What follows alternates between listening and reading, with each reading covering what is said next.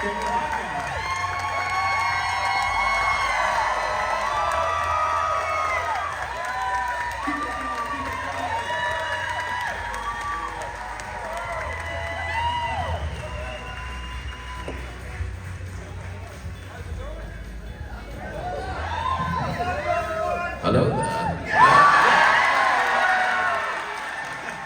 Alright, that's all we're done. That's all I wanted. Amazing. It's truly great to have you here. Welcome to Texas. As a fellow Texan, it's great to have you here. As a fellow Star Wars fan, how many Star Wars fans we have here? One or two. But it's awesome to have you here, just to be I'm honest. happy to be here. I love coming to Texas. I've been in Texas many times, and I was here at this Comic-Con 2 years ago, and I had such a great time. I'm happy to be back. It's lovely to meet you all. So obviously there's a lot of iconic lines already, you know, part of the Star Wars universe. You have a couple of them, obviously the high ground, hello there. And they become memes over the years though. Do you find it funny about those moments taking a life on its own online? And have you seen anything creative based on your own lines, like having the high ground and hello there? Yeah, when we made the first film, there weren't memes, you know, there weren't, I don't know, I'm trying to remember if there were even cell phones at that point. Maybe, but if there were, only just, you know. So there weren't any memes. And when we said all those lines back then, I couldn't have imagined that they would become what they have become. I mean, it's not a day that goes by in my life when someone doesn't hello there me, you know. Or General Kenobi me, you know. But I love it. I'm always very happy to hear it. And yeah, it's funny, isn't it? You don't know which obviously what the lines are going to be that sort of land with people and become famous lines. They're gonna live on forever thanks to the internet. Yes, exactly, yeah. Well, also, we all here have to congratulate you on the star on the Hollywood Walk of Fame. Thank you very much.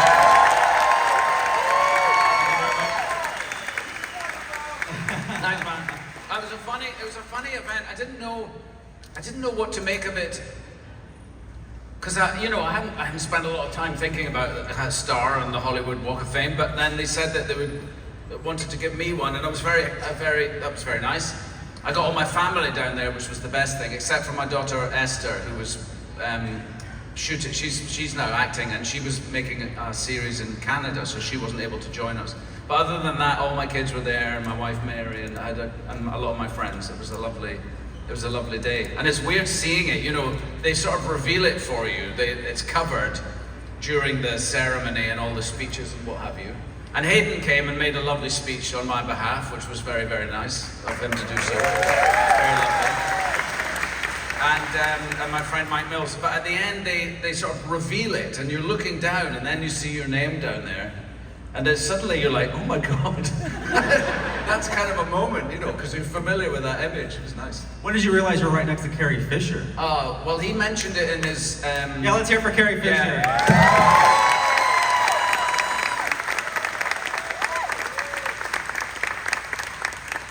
I was lucky to know her to know her and to consider her a friend, and she made me laugh so much. So during his introduction, he told me that I was going to be very close to Carrie Fisher's star, and it wasn't until afterwards when they sort of moved everything that I could see I was just right next to her, and so that was lovely. It meant a lot to me.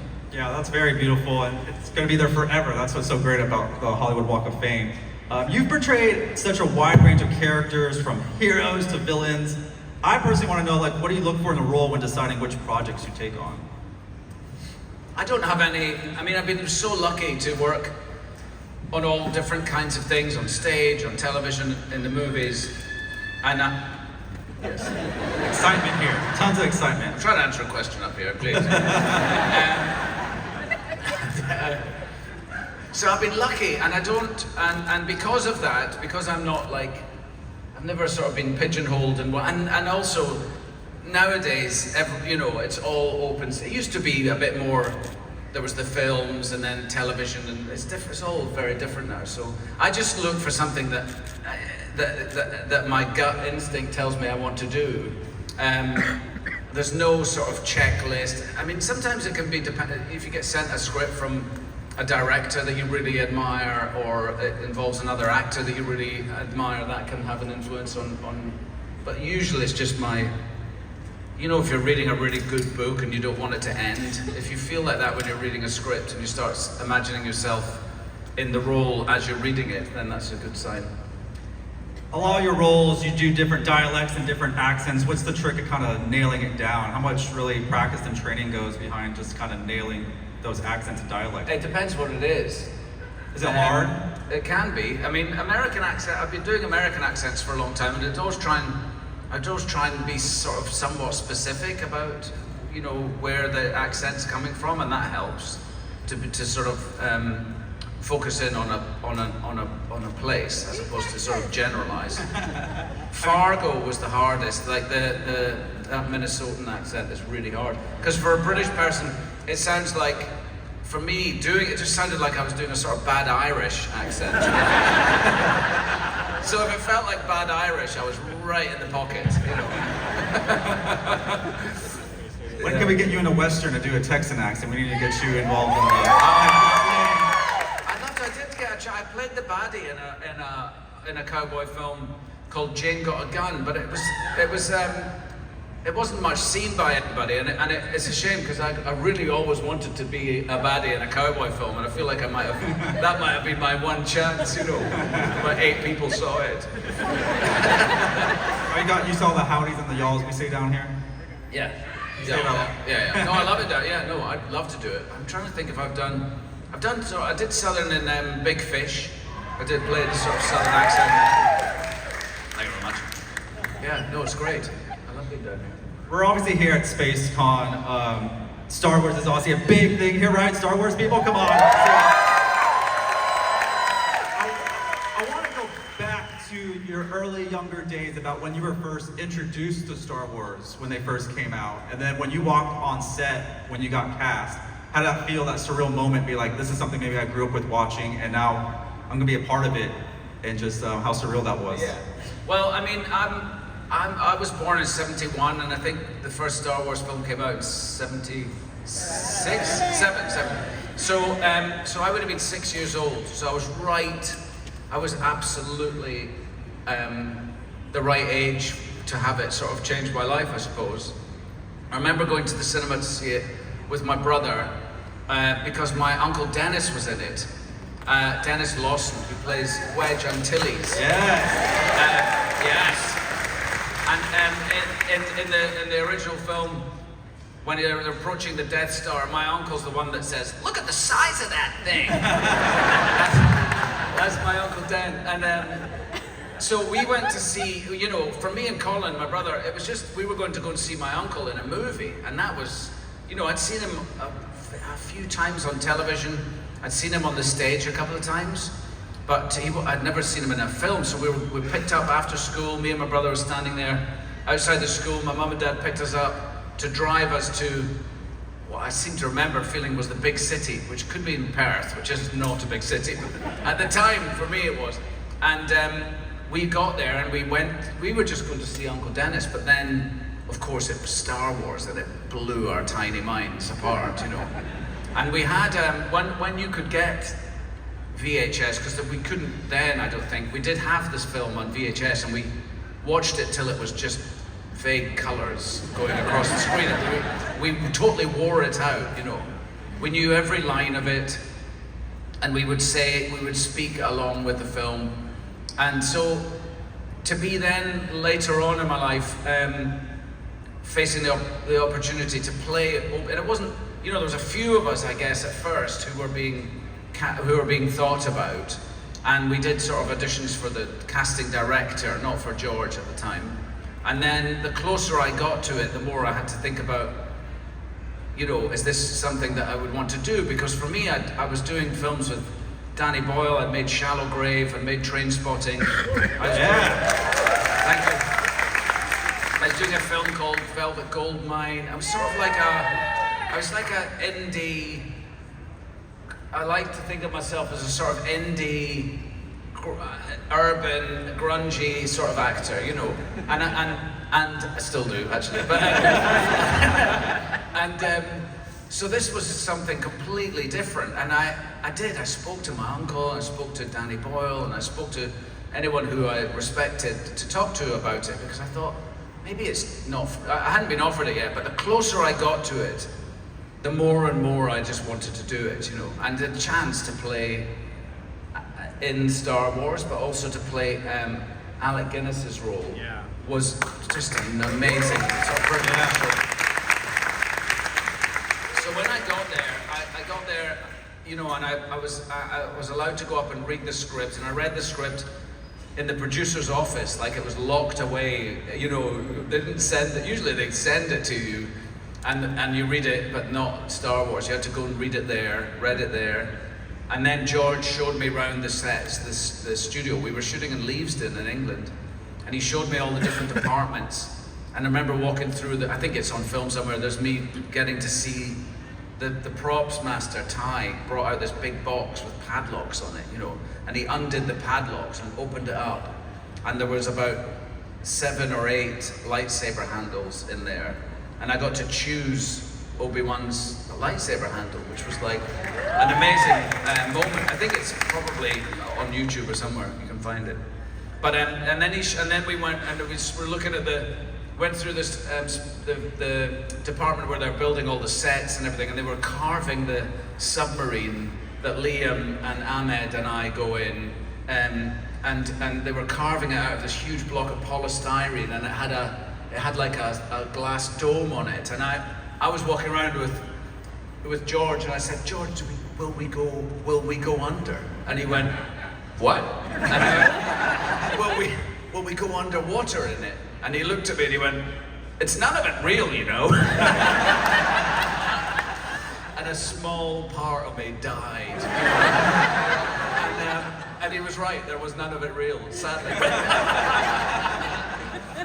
But it was an amazing experience. And being on that set, you know, the first one we shot in, like I say, in England, and that was phenomenal. It was like it was an amazing shoot. It was just amazing. And also, there hadn't been Star Wars for so long, so there was this sort of anticipation and excitement about it all.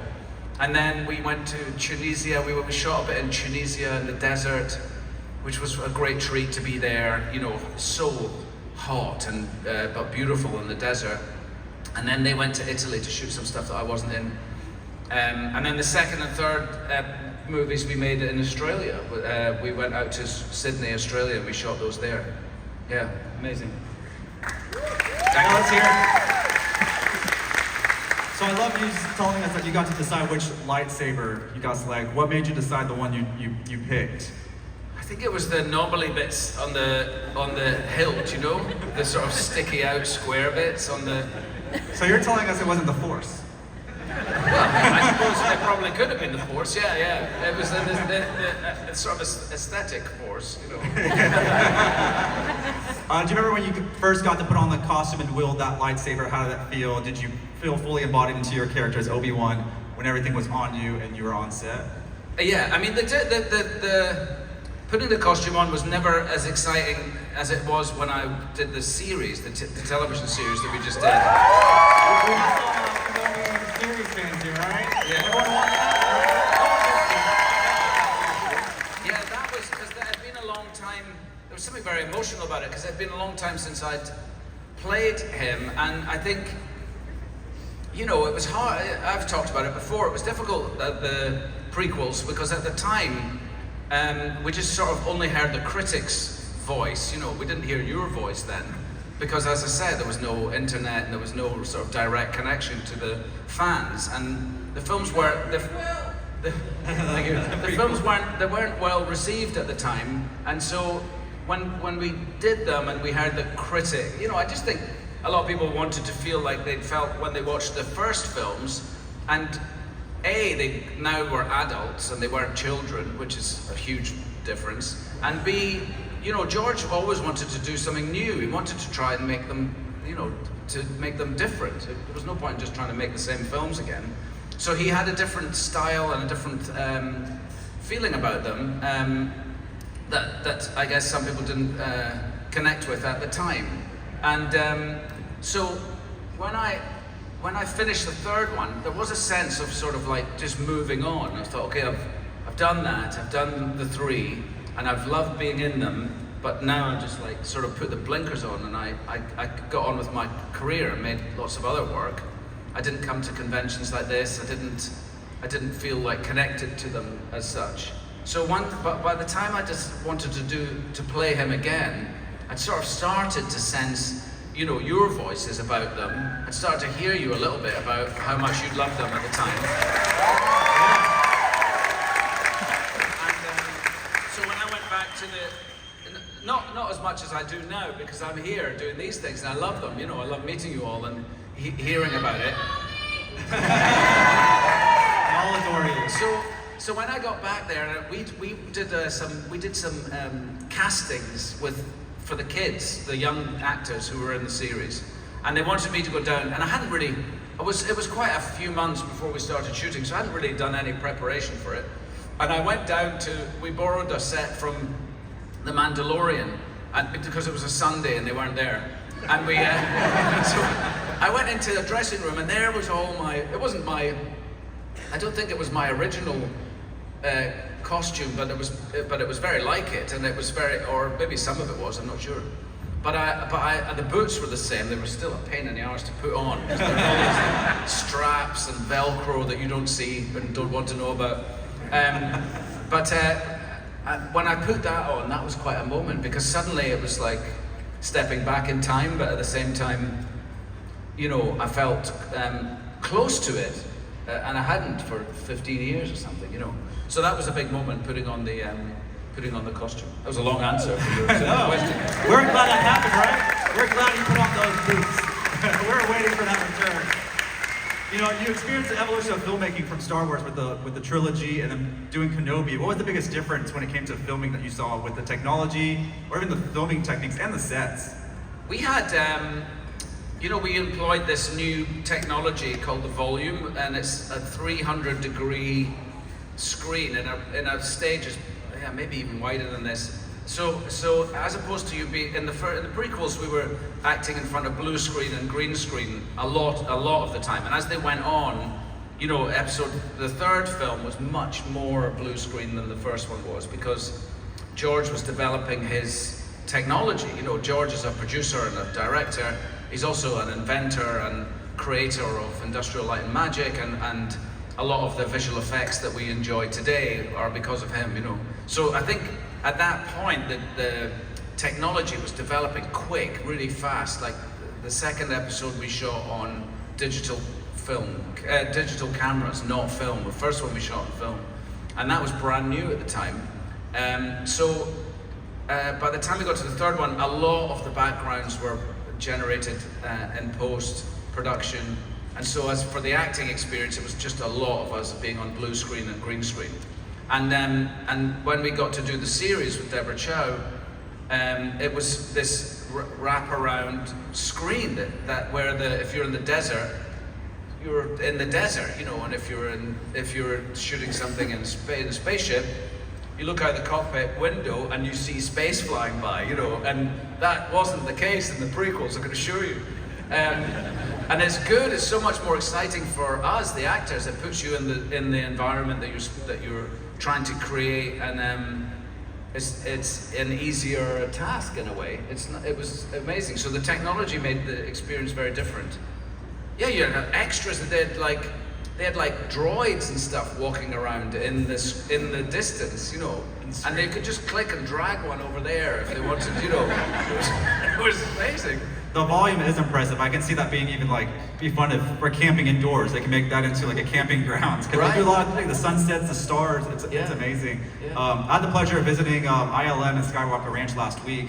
And what George Lucas has invented, it's not just the films, it's the technology and everything else. That's really what's mind-blowing that people don't understand is he's a genius and an innovator, and really helping movies come to life in a different way. That's right. Yeah. So, George Lucas. Yeah, let's hear for George Lucas.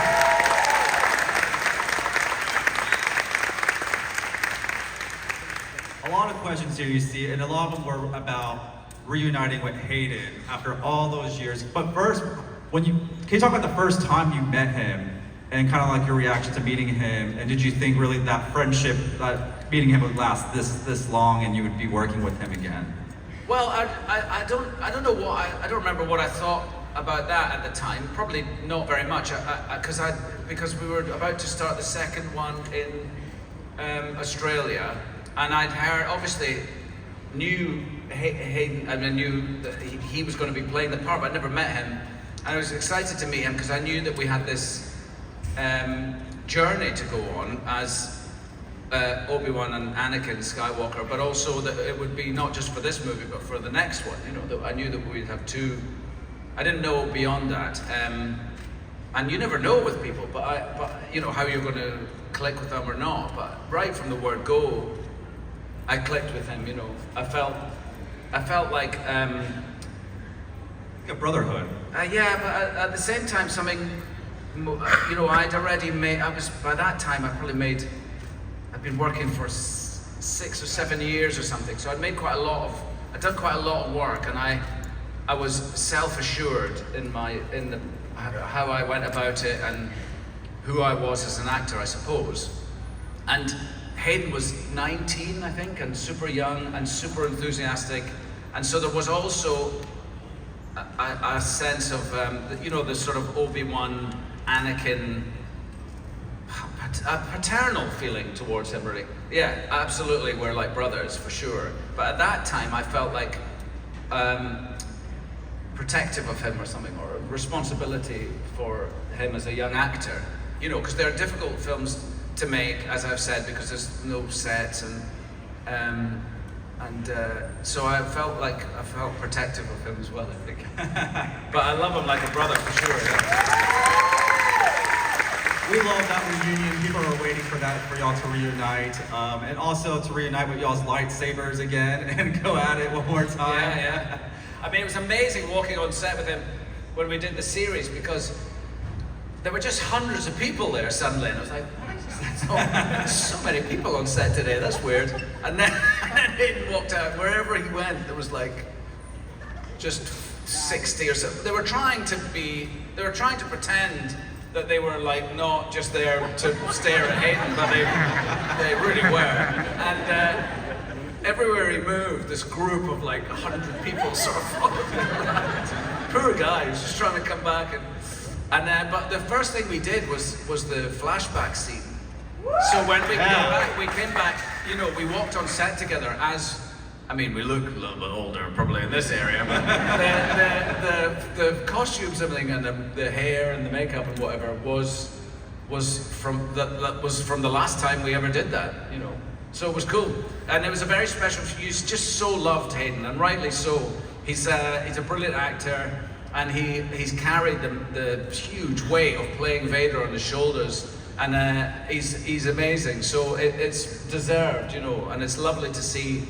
It's lovely to see him getting the love that he deserves from the fans. It's brilliant. Yeah, let's hear it for Hayden.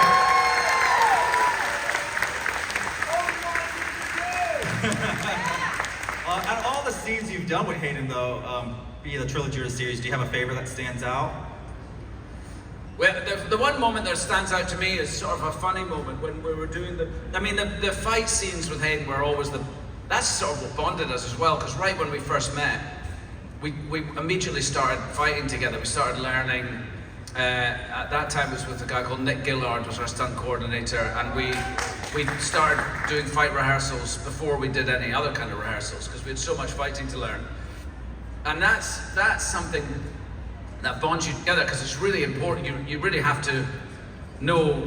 You have to be in sync with each other.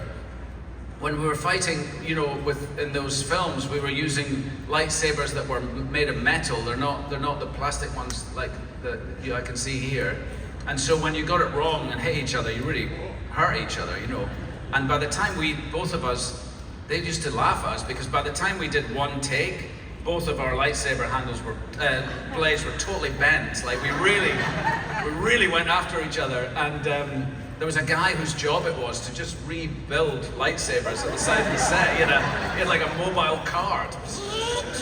He was just constantly changing the blades on our lightsabers. And that's something about that. You have to be in sync with each other, or else you're going to hurt each other. We did. There's no. George Lucas, in his wisdom, decided that in space, in this galaxy, at this time, they don't have a hilt on the sword. And a hilt on the sword stops your knuckles from being wrapped when the blades slide down. So we just got our knuckles wrapped over and over and over again, and you know, we'd hit each other, going like, oh, and you know, we both destroyed each other's fingers for weak months.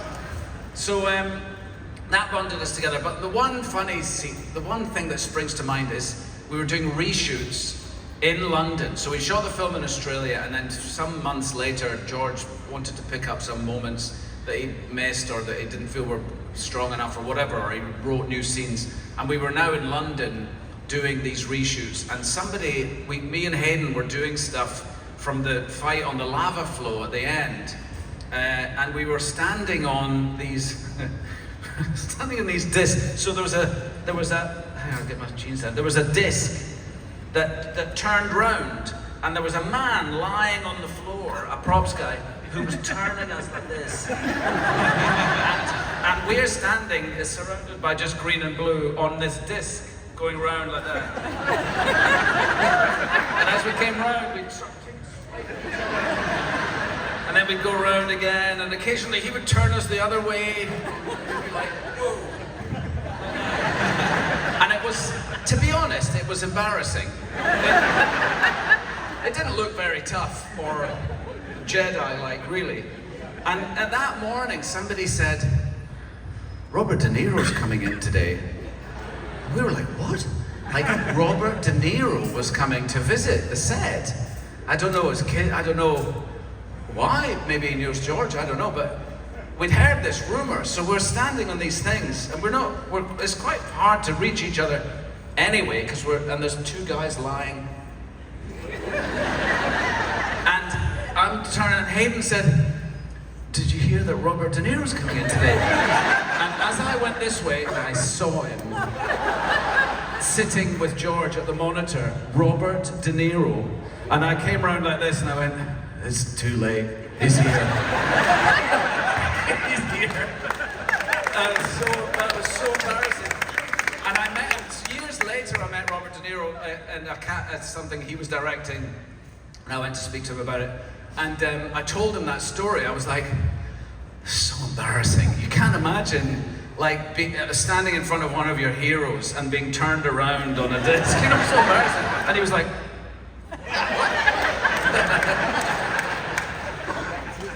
anyway, that's one of my highlight moments with him.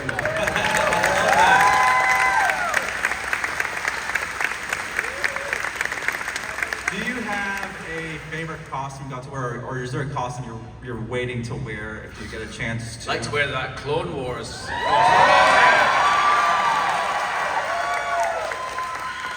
quite like to do that. I think that would be. I've seen a few of you come in for photographs and stuff in it. It's badass, isn't it? It looks good. I'd like that, but I don't know how they would do it because we're just probably too. Oh, sorry. Be careful, there's a Sith Lord walking through. Careful there. Watch out. He was trying to sneak by, but I saw him.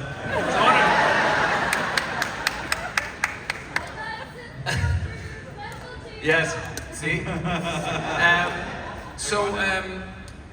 What was I saying about, Oh, the Clone Wars. So, because we did the series, which is later, you know, we'd be going back in time, and I don't know how, we'd have to do something with this face. Oh, George Lucas has already helped with de-aging. He could probably de-age us, but it'd be expensive. Anyway, it'd be nice to do, and it'd give me and Hayden a chance to do some real good acting together again. Yeah. So that's nice, I'd like to do that, and I'd like to do another season of Obi-Wan Kenobi for sure.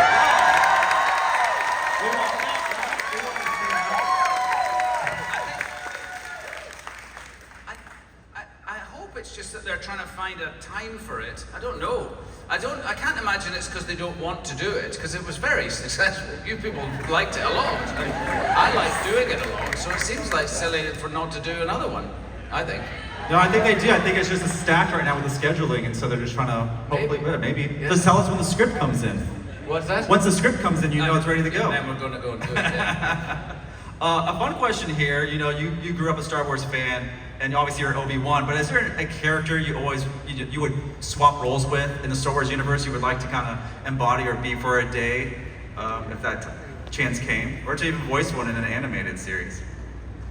No, not really. I was very happy. I was very lucky to play Obi-Wan, and Did you have a favorite in the movies, a character that stood out to you that you really liked? oh yeah, I mean I loved them all. I think that was the beauty of what George created, is all the characters were totally relatable, and we knew, you know, they were so clear, weren't they? They're almost like characters from a fairy tale, or if you like, the Obi-Wan's sort of the wizard, and then there's the princess, and then there's the sort of rogue, Han Solo being the rogue. I love them all. I really connected with them all. I still, you know, I've been on set with C-3PO, and I've been on set with R2-D2, and it always blows my mind when they come on. I'm always like 6 years old again. You know, it is amazing. And then in the series when I got to fight Darth Vader, like I almost, yeah, that was terrifying. I forgot. I didn't consider it. I thought, I've been acting for years. I've done horror films, I've done all sorts of things, but it was only when I looked over my shoulder at Darth Vader coming at me with his lightsaber that I suddenly got this jolt of fear like I didn't expect. I almost had to shout cut. I was like, sorry, I'm sorry. Yeah, oh dear. We don't want to get you in trouble here, but was there any keepsakes you've kept, something from the sets and from the show, from the movies that you just had to have, and it's something that keeps the memory alive when you're not there? I might have the box with the 2 lightsabers in it that I dig up from the desert. Ooh. Maybe. He does not have that. He doesn't. And other than that, I've got somewhere my lightsaber from episode 1, from the first one that we did, and I don't know. But the truth is, I don't know where it is because we weren't allowed them. We weren't. It was totally. I'm really outing myself here because we weren't allowed to keep them, and the props master had a special one made for me that he gave to me quietly one day. God bless him, Ty. And That's amazing. so, but it's somewhere. It might be like in storage in London. I don't know. I moved to London a long time ago, and I've never been able to find it. So maybe someone nicked it from my house. It's very possible. Probably somebody stole it. No. I'm sure it's in storage. It's in safekeeping. All the storage units in London will be being raided. Oh, they're all in Texas. We're here to protect them for you. You've had some amazing on-screen partnerships over the years. You have done so many amazing projects. Is there a particular co-star that brought out something different in your performance that you still think about? My wife, Mary Oh, Elizabeth yes. Winstead. Yeah. I love working with her. We met working on Fargo, and then we did Birds of Prey together, although we didn't have much work to do in that together. And then most recently we did a series called Gentleman in Moscow, which I'm so proud of. If you haven't seen it, please, it's on Paramount Plus. I don't know, no one has Paramount Plus, but it's, As of today, everyone's going to subscribe to it. I mean, maybe you can do that 3 months trial and just watch it quickly and then unsubscribe. I mean, I'm not suggesting you do that. And you can watch it because it's so lovely. It's a brilliant novel. It was a brilliant novel written by an American novelist in New York City, and it's an absolutely beautiful story. It's not. I think maybe the Russian element put people off it, but it's written in the 1920s. It starts when Russia became sort of the Russia that it is today, and so in that respect, it's an interesting backdrop. And I got to play this. I play a aristocrat who's spared execution by the new party for some reason or another, but he has to live under house arrest in a hotel called the Metropole. And so the story takes place over the next 50 years of his life as he's in this hotel, and it's a beautiful story. And there's an amazing actress, like a fabulous movie star, who comes in and out of the hotel in a very glamorous fashion, played by my wife Mary. and he falls in love with her, and their love story is very interesting, and she cold shoulders him a lot of the time. So that was so funny to play with your own wife. You know, she's like, not paying any attention. Oh, it was great. So that was a treat. She's my favorite actor. That's amazing.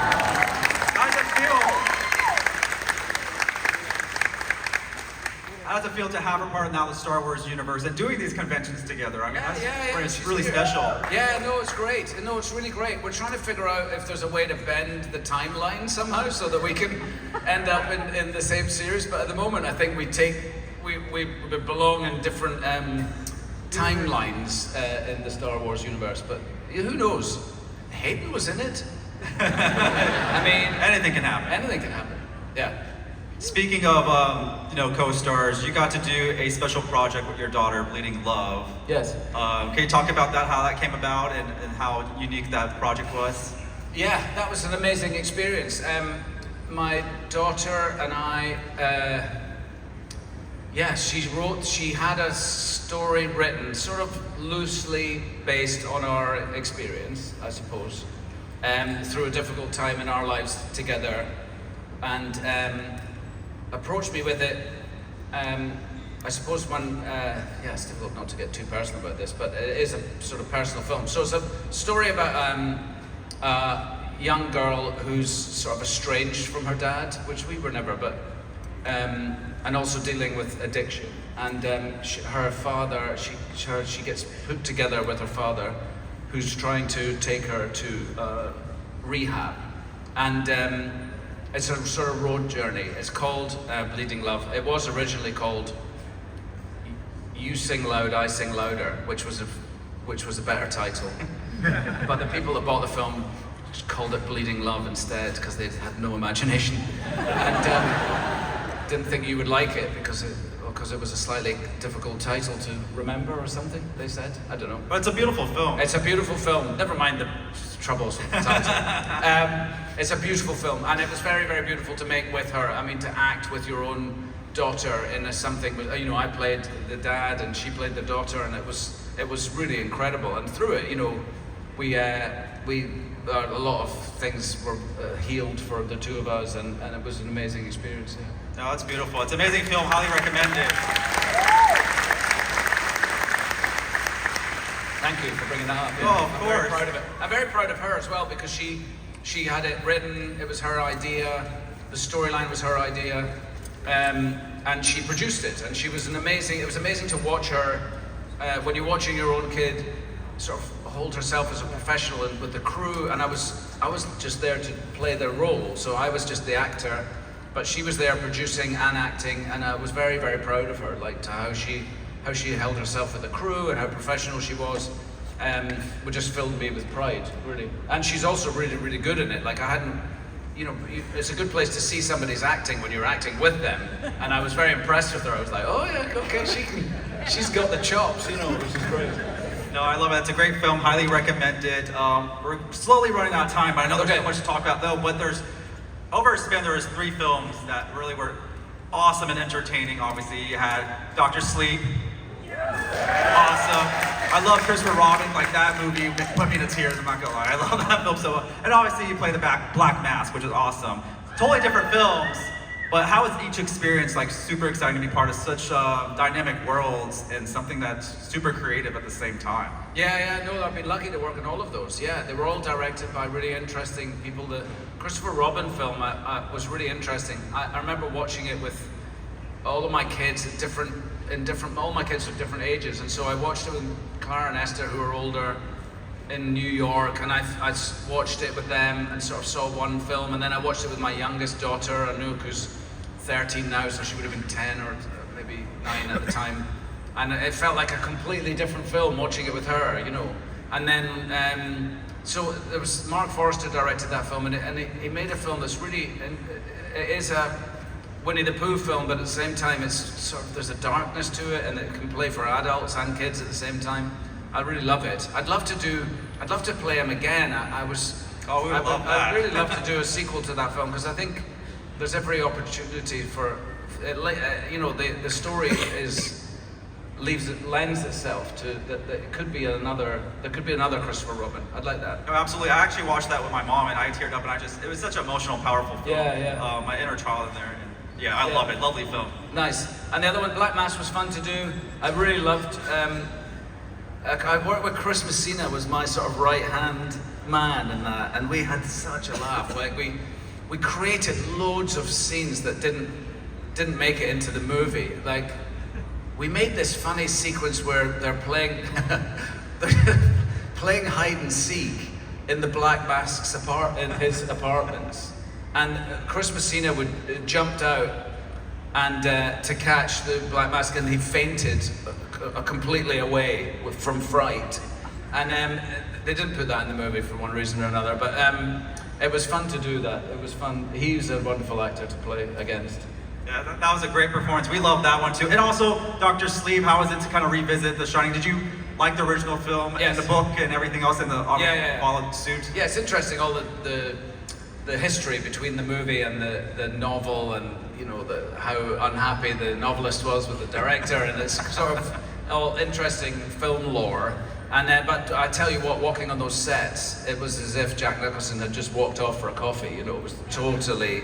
It felt absolutely like the original. It was amazing to do. Great, and again, great actors to play with in them. Yeah, all three different films, but really great films that stand out. We love everything that you do.